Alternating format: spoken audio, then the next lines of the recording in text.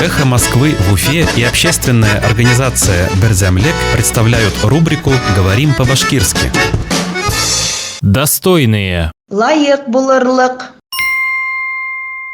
Достойные выплаты. Лайык булырлык түләүҙәр.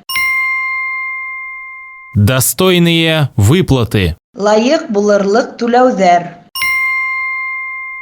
Министр здравоохранения Башкирии пообещал медикам из частных клиник достойные стимулирующие выплаты за работу в госбольницах. Башкортостандың һаулык һаҡлау министры шәхси клиника табиптарына дәүләт дауаханаларындағы эштәре өсөн лайык булырлык түләүҙәр вәғәҙә итте.